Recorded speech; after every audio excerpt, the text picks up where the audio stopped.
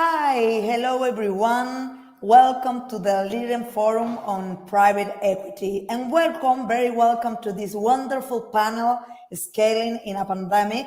Why is it important to invest in digital economy now, today? The digital economy has shown flexibility and growth during this year 2020. This panel is an invitation to know more, or a little bit more at least, about the reason why these companies or these resilient companies are good investment for all of you today. My name is Ángeles Romo. I have more than 20 years in experience in strategy consulting, incubation, acceleration, business angels, and venture capital. I was managing director of Endeavor in Chile, and later I assumed as Corfus corporate manager. Now I am the CEO of Startup Chile, of Government of Chile, of Corfu, the first public accelerator of the world.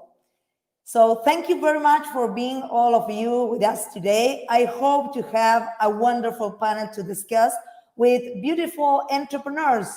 So I feel so proud to introduce this panel. First of all, I would like to introduce Brighton Shan. He's the founder and CEO at AquaBite from United States. Brighton, are you there?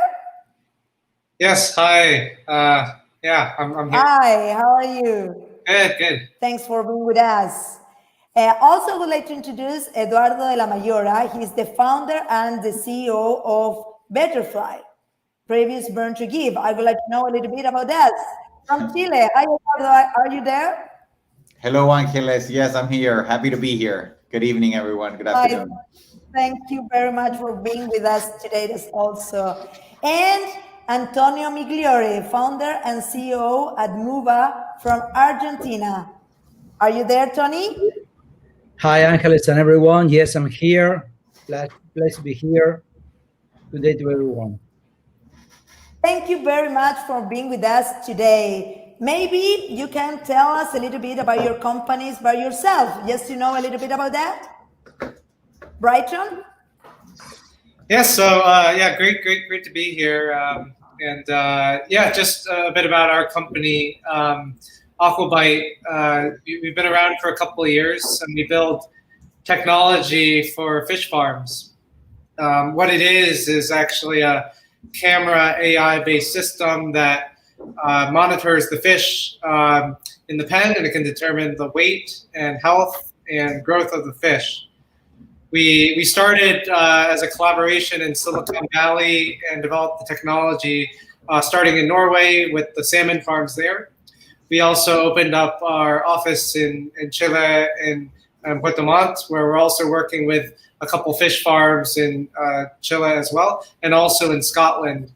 And so the company today is about like 40 people working in the 3 different countries, and also yeah, developing this type of AI machine learning technology.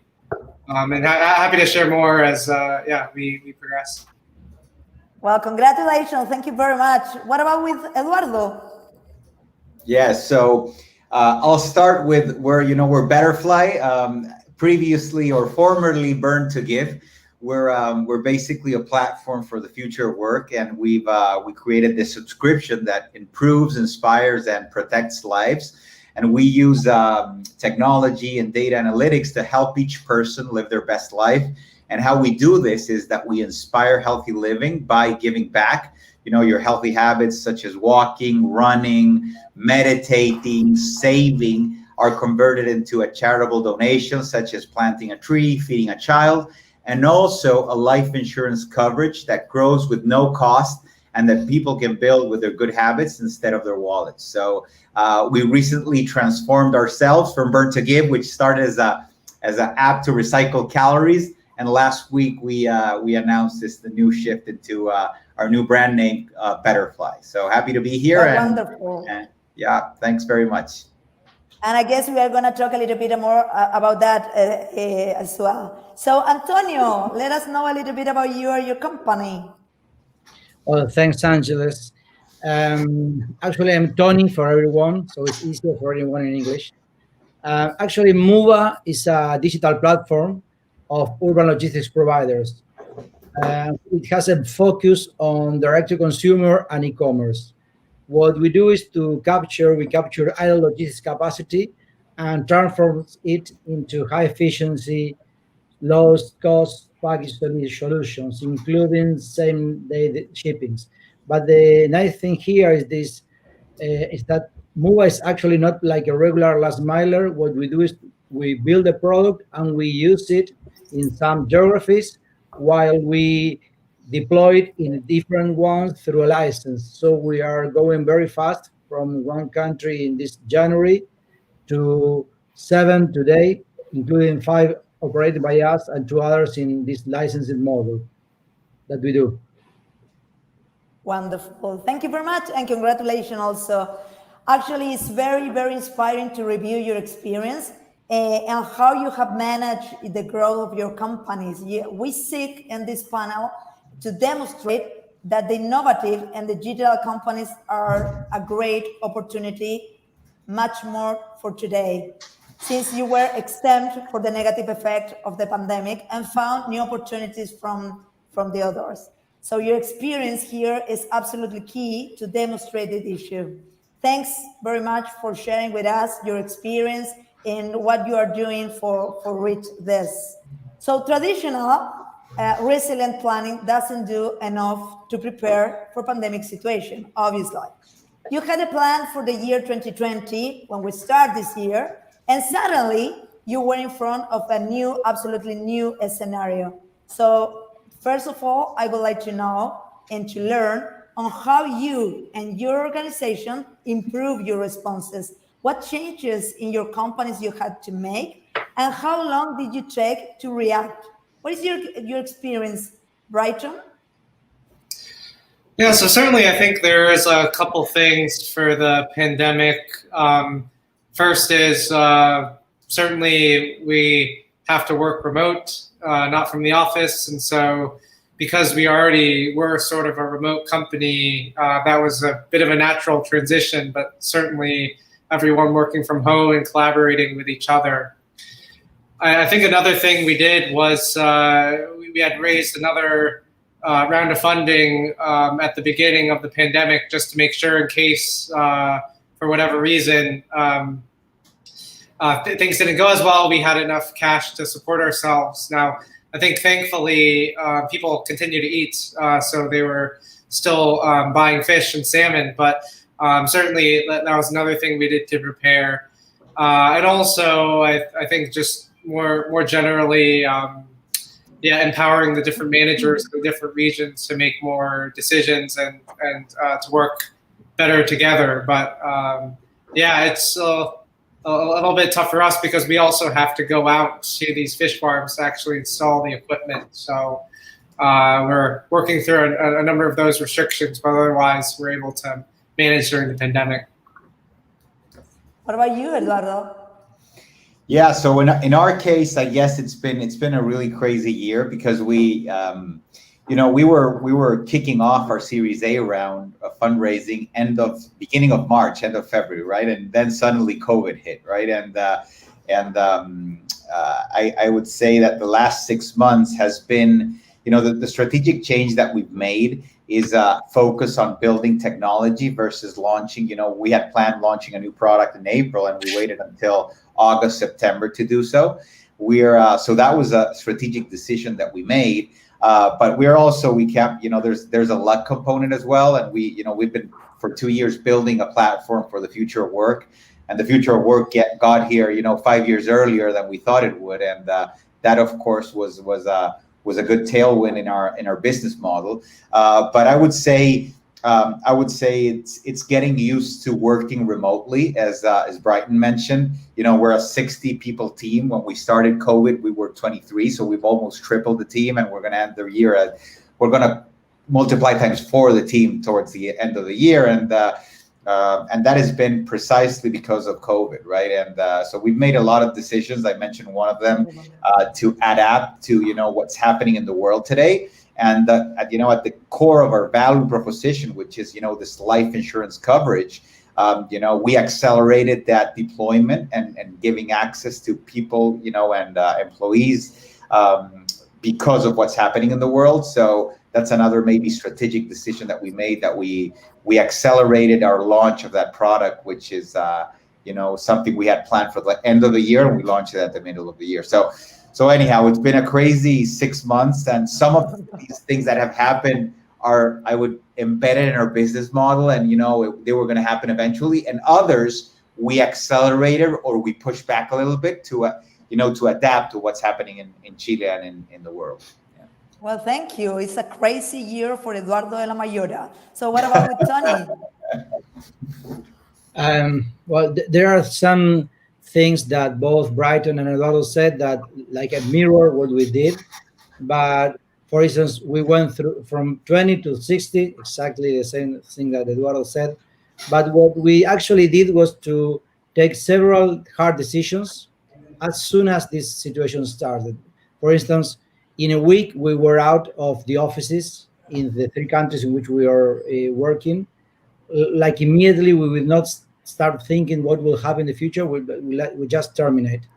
Then we secure the plan with the same thing that Brighton did, small bridge round with new investors.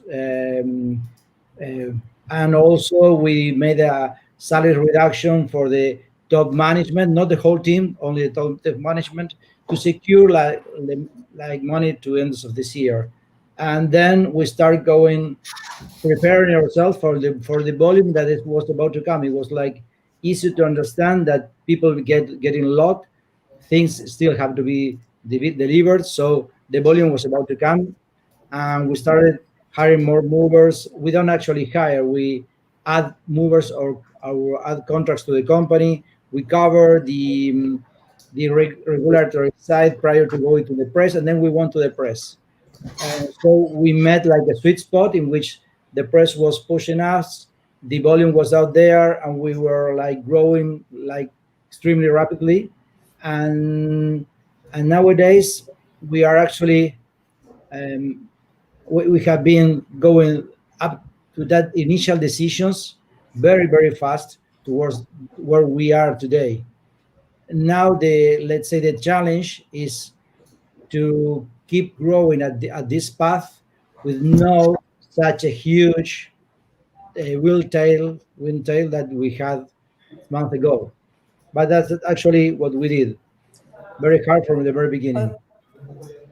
It's congratulations, Tony. Actually, it's a very beautiful challenge to keep growing all the time, and a good experience for that. We are gonna talk a little bit about this later. So I want to stay longer with Eduardo. Butterfly, actually, you something said about this, but in fact, during the pandemic, you redefined completely your business model and the brand identity. Wow. Yeah. So the question is, what was the indicator or the market trends, or what was for you to evaluate this change? Why did you change the business model at this moment? Why was in the pandemic moment? It was a good decision for you? I hope. So I think, I guess, and I'll go a step back. I think one of the things that as an entrepreneur, you have to be always, when you're starting to build a company, is that you have to be really open to market, trends and what's happening outside, right? And having this ability to pivot, without changing the purpose of why you're building your business, right? And very early in the year, we started, sniffing in terms of, these changes that we should have made. We had the insurtech, in the back of our heads always, right? And then we just said, we have to accelerate this, because we really believe this is something that, given what's happening in the world, right, it's going to make a lot of sense. So I'll give you an example. We're sitting in March, right, and COVID had started in China, right, and in January, okay, and I would say end of January, beginning of February, you were seeing life insurance, for example, was exploding, right, and digital life insurance was exploding in Asian countries. Then the US, the same thing. So given that we had this advantage, right, being 2-3 months ahead of COVID in this part of the world, we said, what, we should accelerate what we're doing. The future of work, which we always talked about, that we thought was 3 years ahead, came really quickly. So let's just pivot and let's let's not pivot a little bit. Let's just pivot 180 degrees all in. And that pivot came with even changing the brand identity, right? Because we first made the decision to say, okay, let's pivot our business model to what's happening. And number two, then we said, okay, but wait a second. Burn to give, as we say in Spanish, se quedó corto, because you're not only burning, but you're saving. So I was like, yeah. And it was really, you know, it was not an easy decision. And you know this, Angeles, because it was, for me, Burn to Give was my baby, the name of the company we started 2.5 years ago. And we had to change it because we thought it was the best decision strategically. And yeah, all of this behind a screen like we are right now, right? Talking to people, interviewing people, talking to advisors, raising capital, hiring new people in this new reality that, 1 year ago, if someone would have told me, look, you're going to pivot your business model, you're going to raise capital, you're going to hire a team, and you're going to change your name. Any of those four, I would have said it's impossible. And here we are a year later, having done all of them. So yeah, it's been crazy, but it's been, I guess, and to your question, I hope it was a good decision. And so far, the traction has been really good. So we're really happy about it. Yeah. At least I can see you have enjoyed. That is wonderful. So congratulations about that. And actually, for all the venture capitalists in this panel, I would like to ask you about the social purpose, because companies with social purpose are still in a question regarding the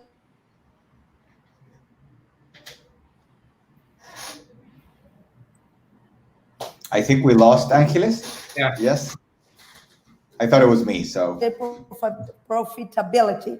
So how does better? Hello. Angeles, you got cut a little bit. Yeah.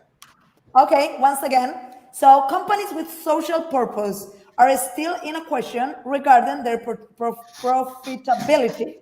So the question for you is, how does Butterfly make the fusion in between social impact and business? How you create this balance in between social and business for the venture capital or venture capitalists in your company as well? Yeah, so that's a really good question. And actually, I was forgetting about that one because that's a fifth decision that we took this year. So we became Latin America's first public benefit corporation. So we're not only a B Corp, but we're legally incorporated as a PBC in the US. And that means, we not only have, a business model impact, but a fiduciary, duty to give social and environmental return at the same level as so we're really proud about that. And we took that decision before COVID, right? And a lot of people were like, okay, but wait a second, they're going to confuse you with a nonprofit, or, who's going to invest in your company?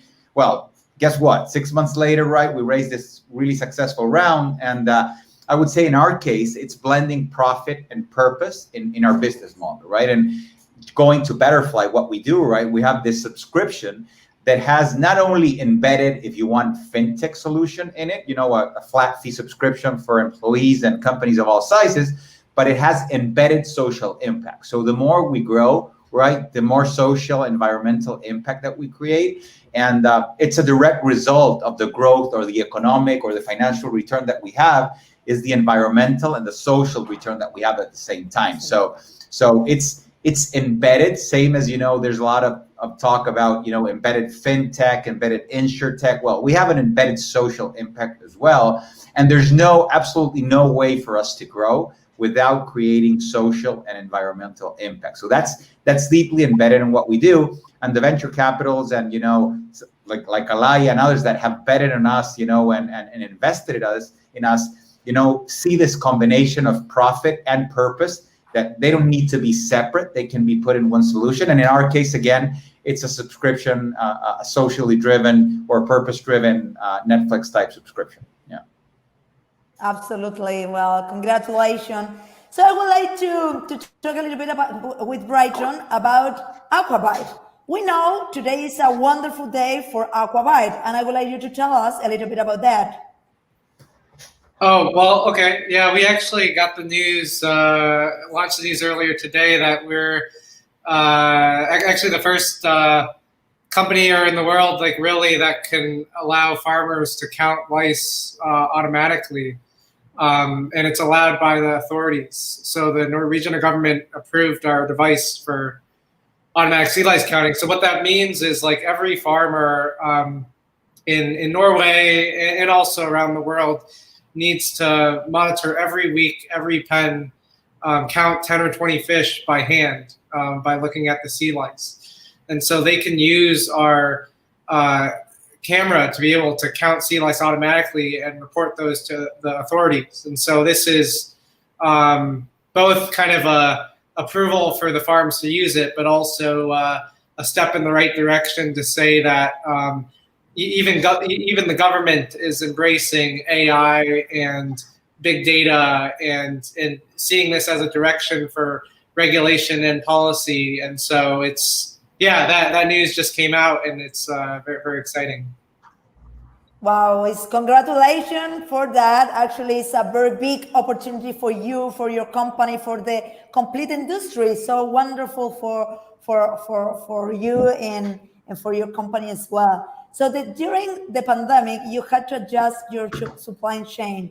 You had hardware that came from China, and then you have to install it in your main market, Norway and Chile.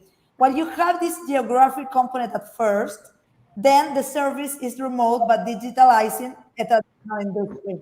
So the question here is, how did you manage to enter in a traditional industry with digital technology? How do you do it? And because I guess your idea or your experience could be useful for other entrepreneurs in the world as well.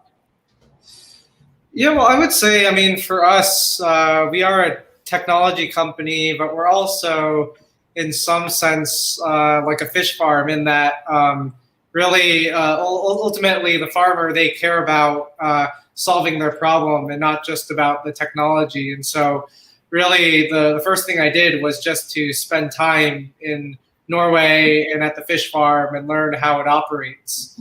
And then from that, to be able to then, be able to get farms to test out the technology and then ultimately set up offices and subsidiaries in the different countries to be able to run. And so, for example, in Chile, we had the technology that was developed in the US and in Norway. We brought it to Chile and we've been testing it, and we hired local business development person to actually get it up and running. And so I think for us is as much as kind of being a technology company and developing that, but also being very familiar with the farmer. Like, we actually have a lot of farmers that are working for us and also biologists that are helping design it for the farmer. And so we're as much staffed as a fish farm as we are a technology company. And so that was allow us to then successfully commercialize. Was wonderful. Well, actually, you were born with objective markets remote from where you and your partner were located, Norway and Chile. And so the question here is, how have you managed to enter with a hardware product in markets that are geographically distant? In more than that is absolutely hard. What happened in this specific moment, in pandemic moment? I mean, when frontiers are absolutely closed, how do you do it? I think it's quite challenging. As you mentioned, we have like Absolutely. we have this camera, and the camera needs to physically be shipped around the world.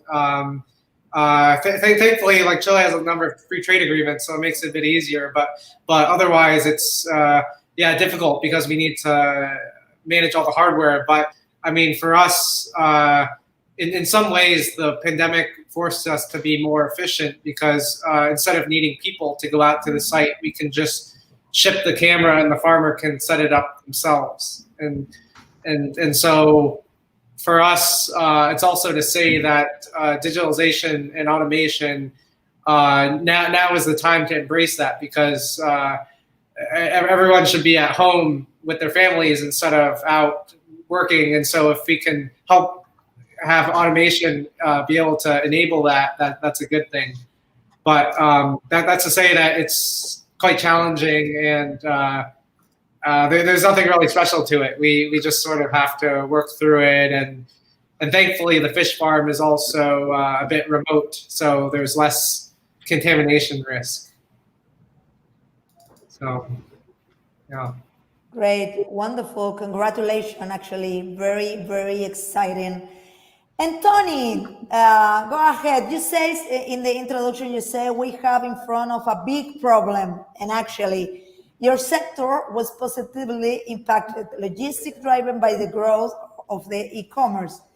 You grew 300% and launched in new countries 100% remotely. So you have now a very big problem because the industry is growing fast and faster. So you have to manage rapid growth. This is your problem for me today. I mean, in my opinion. And now in a different way and handling the over demand. So the question here is, how did you manage or you handle the e-commerce explosion and the excess demand in a short time? Is it possible to open new market 100% remotely? And what is your strategy for do that? So there are many things in there. Let's start from the very nice one, which is we didn't grow 300%, we grew 10x. Wow. Like, yes, that's the real figure in terms of revenues and deliveries. Of course, it's a huge thing it's a huge challenge to manage. I have faced many problems in my professional life, 25 years in logistics and technology, some of them. This is not a problem. This is the best year of my life. These are only opportunities to be taken. So how did we do this? On one hand, we understood this is a way of answering all the things together, which is, can we open offices 100% remotely? Of course we can. In this very moment, all of us are in different locations, and we are all together through this product. In this case, is this whatever name it is. Other time is Zoom, Teams, or which product it is. So we understood that as we had a product, which is a technology one that joins the companies with logistics necessities and the others with logistics capacities, if you met both of them with your own technology, you can grow very fast. So how you do that? You have to capture every idle capacity that you can, and for that reason, you have to be in each and every place at the same time. So as we had the experience and some networking, we take use of that thing, and I personally decided to start launching within the pandemic.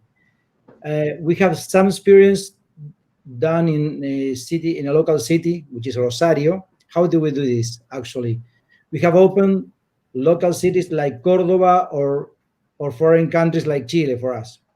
But then we take like a trial to open a smaller city within Argentina, which is closer to us, which we have done part of the process, and this can be supported by the guys in the headquarters in Buenos Aires. So what we did was to fulfill the complete procedure of hiring people, only that it was a full 100% remotely.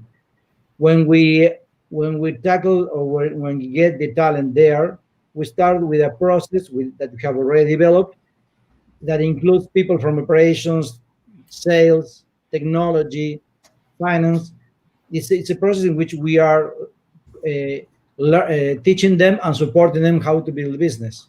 So then we learn some things, building a small office close to us, and then we went towards the big market, which is Mexico. For sure, it's a difficult one, but at the same time, it's the same procedure.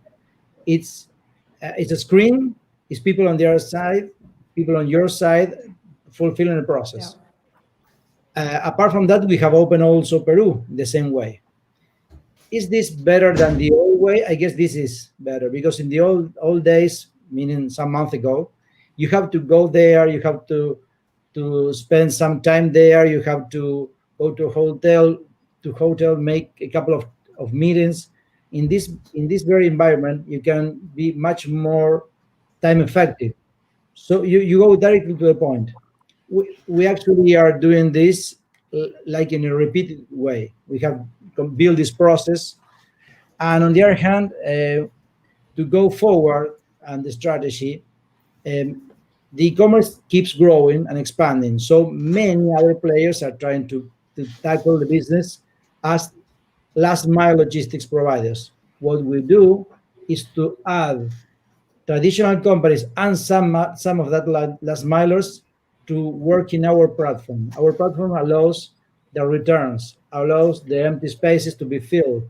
So with the same amount of vehicles, you do much more deliveries. So we can do this Yeah. in a good way. You can save a lot of energy.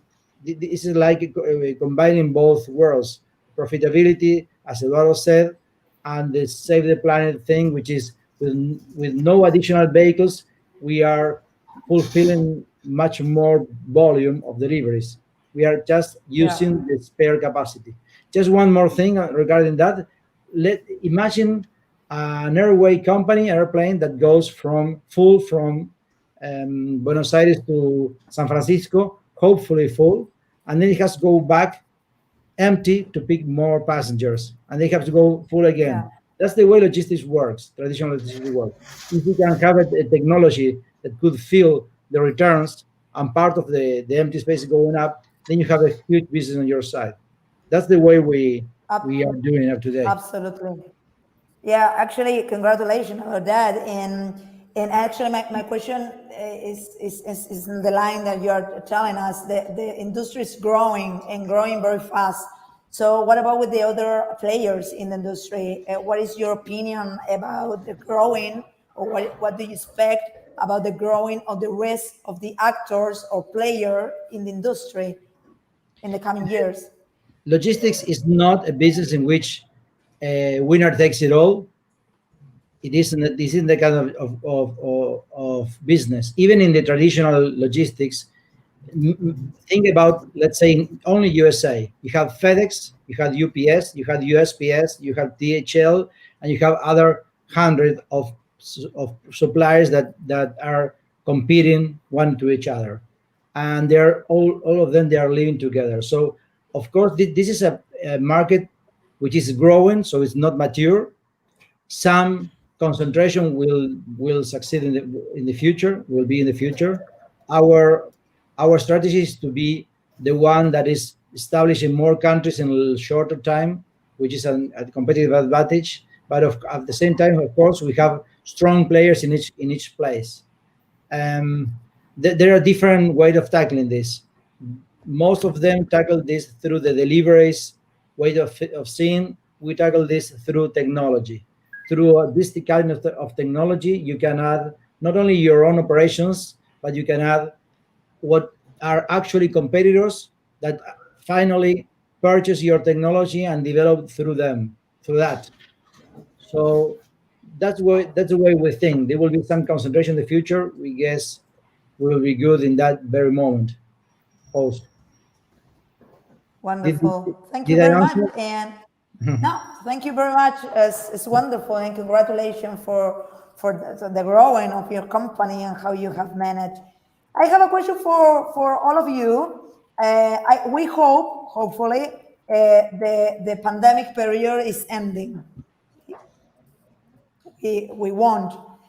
So, in your opinion, what's after the pandemic period for you, for your company, for the region, for the industry? What is your opinion? What is going to happen when all of this, the pandemic period is ending? What do you think, Tony? I'll jump into that if you want, Angelis. Yeah. Sorry, I think we're with this phase. So No, yeah. it's So I okay. think in general terms, I think the as I think Tony mentioned. I mean, we're living, of course, one of the deepest and most profound, not only financial but also sanitary crisis. But at the same time, it's probably the biggest opportunity, you know, in a long time. And I think with that, when we look back, you know, in 2025, you know, we're going to see, you know, 10, 20, 30 companies that change the world, that change it for good. And the next 10 years, right, I'm a true believer that technology is going to enable and is going to democratize a lot of services that were traditionally exclusive for just a few people, and make them available for all. So I'm an optimist, you know, by heart, and I do believe that the next 5 years, 10 years are going to change the world profoundly. And companies being started, or you know, in their first, or you know, initial years in this period are the ones that, you know, are going to change change how we live, how we interact in the future. So I'm really positive, not only, you know, for us at Betterfly, but for the you know, ecosystem, for the technology ecosystem. I think there's going to be a reshift in terms of power, in terms of, you know, in terms of business models, in terms of and whoever, you know, pivots and changes and is able to read what is happening is gonna finish aboard. So yeah, that's those are my 2 cents, and they're pretty optimistic about what's coming. Yeah. Well, thank you. What about you, Tony? Regarding the whole picture, which is what Eduardo tackled, I guess there are some good things that will remain, which are maybe some new hygienic ways to manage each of ourselves. This was like this is the first maybe global advertisement that the humanity has received. So for the future, I guess the economic trends will go towards much and more towards the green companies, and the companies that understand that we are a lot of people living in a world, and we are not here for good with no counterpart on our side. That's how I see this. Some good ways will remain. On our business, I guess there will be like a pendulum effect. Like when we're all of us were in a lockdown situation, we had to purchase online, and then we were like liberated. We were like happily going towards the shops and the bars and the stores, and then there will be like a return to the middle point in which we will choose what to purchase online and what to go towards the experience. So regarding my particular business, there will be like a consolidation of e-commerce, but not in the crazy ways of the very first month.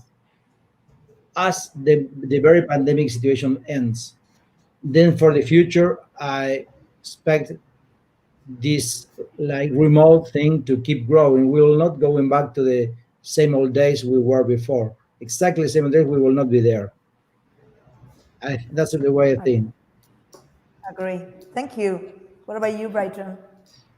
I agree with everything that was said. I think one point I might add is also we've been seeing this geographic democratization of like just like where startups are created. Being in California, we're seeing actually a number of founders moving out of San Francisco and going someplace else to work because they can work anywhere. And really, I think this trend will just continue where essentially you'll have entrepreneurs all throughout the world where you can create a company really anywhere and be just as effective working remotely and building a company. And I think that overall is good where we'll really be able to promote entrepreneurship all around the world, no matter where you are. Goes for access of capital. It just now instead of going to a meeting with an investor, you can just hop on a Zoom call, and it's just a lot easier. And so just the flow of information and just being able to build a company has, like, a lot of those barriers have decreased because everything has been moved online. And so I think overall that will allow entrepreneurs to start companies faster and to ultimately accelerate and grow the number of good opportunities and for entrepreneurs to grow their business. And so I think overall I agree. It's like a positive trend that's been accelerated by the pandemic. Well, thank you. I have a special question from the public, and I would like to give you this. For Mova, Tony, do you think that the new normality will continue to favor to e-commerce? Will the digital consumer trends continue? I guess it will, especially in the manufacturer to consumer business, meaning manufacturers going towards the consumers instead of going through the traditional way in which we have lived our whole lives. Think about this. We have manufacturers going towards a wholesaler, and then they went towards a retailer. And why is all that value being increased in the amount of the goods instead of going towards anything else? Why is this inefficiency way of building a business? It's because manufacturers cannot allow to tackle directly each and one of their consumers. It was completely impossible. Through technology, now they can. So what we are seeing is huge corporations trying to avoid all that extra cost that the whole intermediary bring to the business. So I guess it will be grow bigger than we are seeing today. Not the traditional e-commerce goods selling through a marketplace, but they are coming inside the business. All the big companies, all the big brands who are losing a lot of revenue towards the marketplace. The marketplaces, they do not need a marketplace, they need a logistic solution.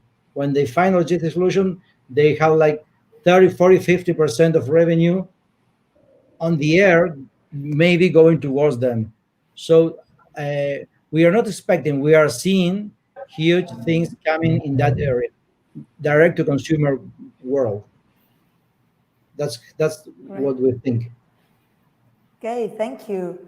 I have a question for Eduardo as well. The question is about the venture capital or the investors, basically. So the question is, have you realized any change in the attitude or requirement or investor in the context of pandemic? Are you more confident or caution in this specific moment? Yeah, so I guess if I understood the question, if there's any change from the venture capital perspective in the last month, right? I guess the first answer to that question, right, is you have to address what's happening in the world right away, right? So, with the other day, we were talking about, for entrepreneurs, right, to be in front of VCs.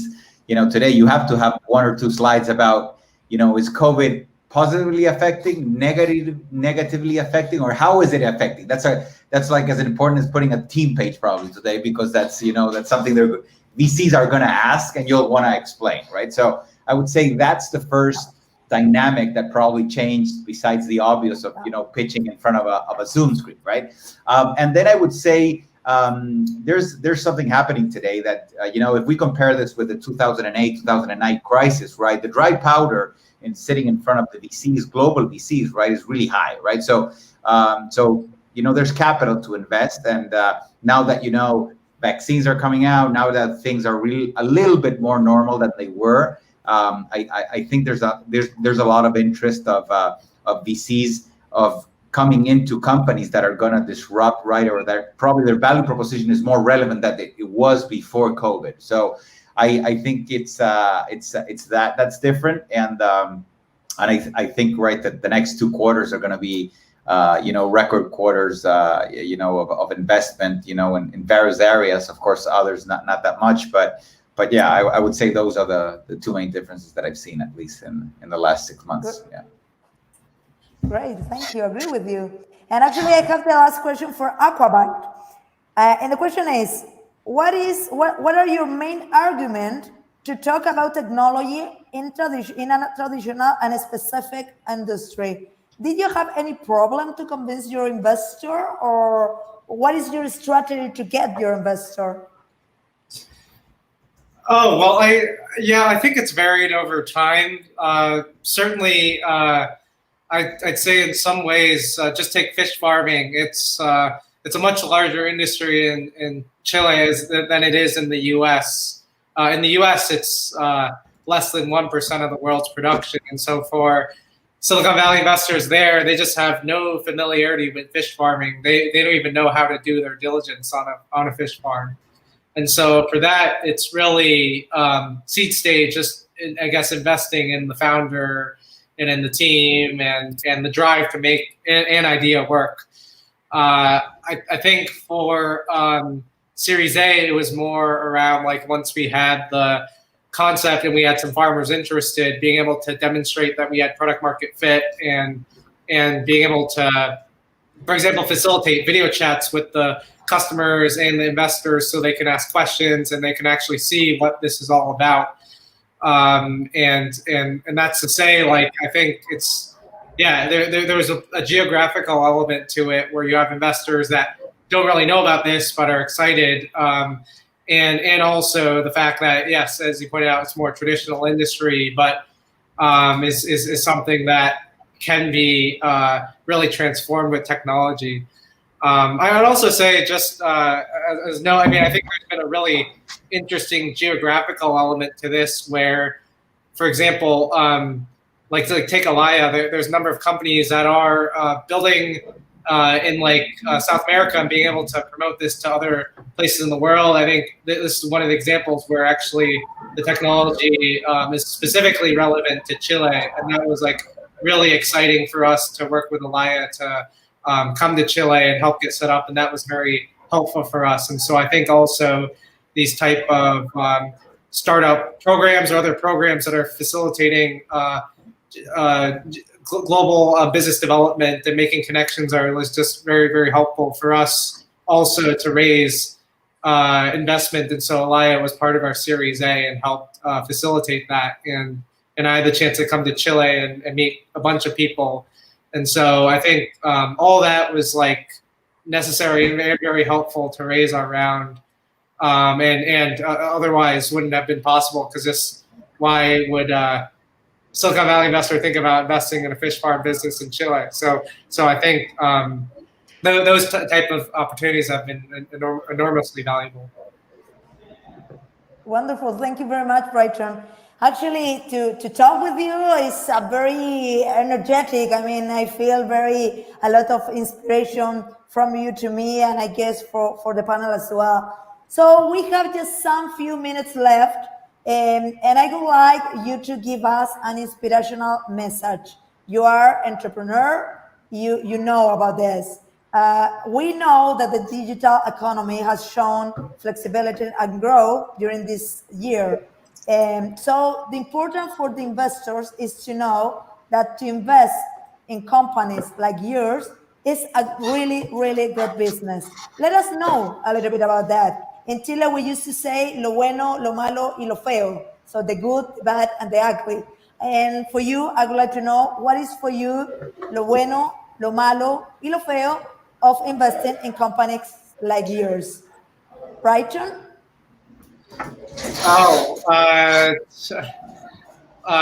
Just in terms of like, for example, like what are the downsides, or like what happens behind the scenes, or what, I guess. Yeah. I mean, I'd say like there's a lot of ups and downs, and I mean, for us, like it's very exciting, but like you always feel like you're either on the verge of being breakout successful or on the verge of failing, and so it kind of feels like that at the same time. Like I mentioned before, like we're on the verge of signing a big deal, but also like on the verge of needing to have some layoffs. And so I think that sort of duality is just like very tough on the people and tough on the folks involved. And I think just the fact that, it is very tough to like convince, farmers to buy the technology. And it's like one customer can like make or break your business just to get things going. And so it is and when your burn is high and you're wondering if you have enough money. And so I think that uncertainty and just the fact that you're on the verge of being successful or on the verge of failing is just quite challenging. And so I know it's a little bit of a generic answer, but I would say that sort of captures the gist of your question. Great, thank you very much. What about you, Eduardo? So the good, the bad, the ugly. I think the good is, the good is of course the upside of investing or jumping in, this adventure, which is, startups and entrepreneurships and the exponential, not only growth, but return on the investment. I would say the bad is, of course, many of companies do not get where they want to go, right? And they're, the numbers are high, but I would say, and this, I know your answer came more from a VC perspective, but from an entrepreneur, I guess it's learning new things that you thought you didn't know, or you're learning around around the world along the way. My background is corporate, and these last 4 or 5 years as an entrepreneur, a completely different ball game that I thought I would never do. And, I've learned so many things that I thought I'd never do. I've done so many things that I thought I'd never do at 40 years of age. And that for me is thrilling by itself, right? And I wouldn't change it for anything. And there's days that, I would love more stability, but I guess the uncertainty and it makes this journey worth driving, worth living. So yeah, I would say those are the 3 points in terms of the journey. Thank you very much. And what about you, Tony? I think that the good and the bad are almost the same, which are their close brothers. In which way? The three of us here are successful. We have tackled the opportunity. We've been prepared, but we were lucky, because if the three of us were involved in different businesses, which were very hard attacked by the pandemic, we were not here. So you have to know when you are an entrepreneur. In my case, my whole life I've been dedicated to as an entrepreneur, mostly my whole life. You have to know that good, bad, ugly, and many other things goes together hand by hand, day by day. There is no plan that lasts forever. So in this environment, you have to move very fast. And of course, for an investor, it's a huge opportunity that they will be getting no other place rather than in technology, rather than in this kind of company that Brighton, Eduardo, and myself handles. Absolutely. Well, thank you very much. Thank you, Brighton, Eduardo, Antonio. Thank you very much for sharing your amazing experience. A very big clap for you. Congratulations for everything you have been done during this period, which is very hard for all of us, and mainly for entrepreneurs. So congratulations for your companies, for growing, and I guess congratulations also for the venture capitalists involved in your companies as well. I guess we have demonstrated that innovative and digital companies are really a great opportunity to invest, as you were exempted from the negative effects of the pandemic and found new opportunities to invest or to grow. So thank you very much for your time, for your experience, for being with us today. Thank you also to Alaya for being part of this panel, for organizing or allow us to be part of this panel. This was, for me at least, a wonderful panel, a lot of energy, a lot of good opportunities to invest. Thank you especially to Luis and Carolina for supporting us in this panel as well. So finally, to all the VCs in the panel here, I would like to invite you to know a little bit more about Startup Chile. And if you need further information about the deal flow in Chile through Startup Chile, not only from Chile, but also from the region and also from the world, very welcome to do it. I will be really happy to share with all of you all the deal flow of Startup Chile, what is happening. Actually, Eduardo was part of the Startup Chile, and you can see where he is now. So thank you very much. So I hope to see all of you in the next time, very soon, hopefully in Chile as well. So thank you very much. It's really nice to have you today, and I hope to have a wonderful rest of the day. Thank you, Angeles. Thank you, everyone. Thank you, everyone. Bye. Thank you. Bye-bye. Bye.